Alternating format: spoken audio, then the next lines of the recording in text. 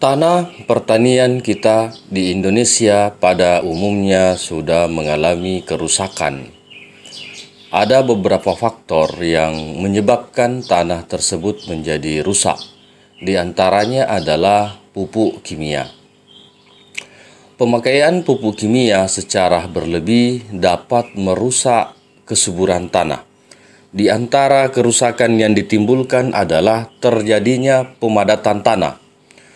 Asam klorida dan asam sulfat yang dihasilkan oleh pemakaian pupuk kimia ini menjadikan tanah kita terikat partikelnya, sehingga dengan terikat partikel itu membuat tanah kita menjadi padat dan susah ditembus oleh akar dan oksigen untuk masuk ke dalam tanah.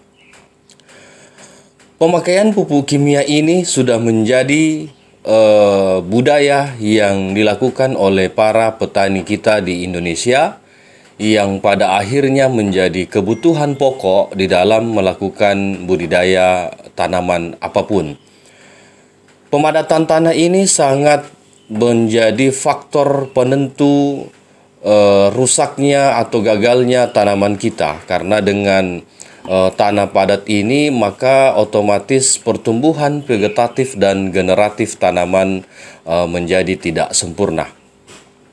Yang kedua, kerusakan yang ditimbulkan dari pemakaian pupuk kimia itu adalah tercemarnya air.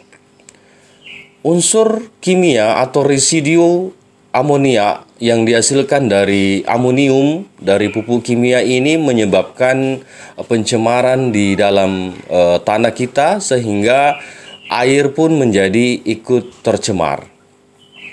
Yang ketiganya adalah jumlah mikroorganisme di dalam tanah itu menjadi berkurang diakibatkan oleh kontaminasi pupuk kimia tadi yang menyebabkan asam klorida dan asam sulfat, sehingga itu tidak baik untuk tanah dan akhirnya membunuh mikroorganisme yang ada di dalam tanah.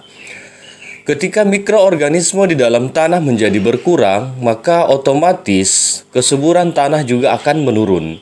Ketika kesuburan tanah menurun, maka secara otomatis pula produksi tanaman kita akan menjadi turun. Langkah-langkah yang perlu kita antisipasi adalah bagaimana merubah pola pemupukan petani kita di Indonesia yang seharusnya menggunakan pupuk kimia atau pembedah tanah organik atau pupuk hayati. Ini dimaksudkan supaya mengkombinasi dari yang semula menggunakan pupuk kimia 100%, berusaha untuk kita kurangi. Diinputkan juga bahan-bahan organik ke dalam tanah kita. Contoh pembenah tanah. Ini bisa kita berikan kompos, bisa kita berikan kapur pertanian, bisa kita berikan garam laut ataupun asam humat.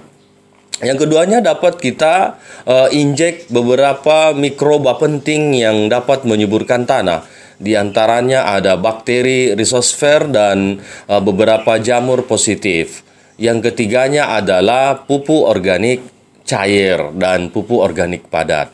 Nah, bahan-bahan ini semua dimungkinkan untuk bagaimana menyuburkan kembali tanah kita yang sudah padat, yang sudah keras dan sudah tidak sehat lagi, untuk kembali subur dan bisa menghasilkan produksi yang maksimal dan dapat dirasakan manfaatnya oleh teman-teman petani kita.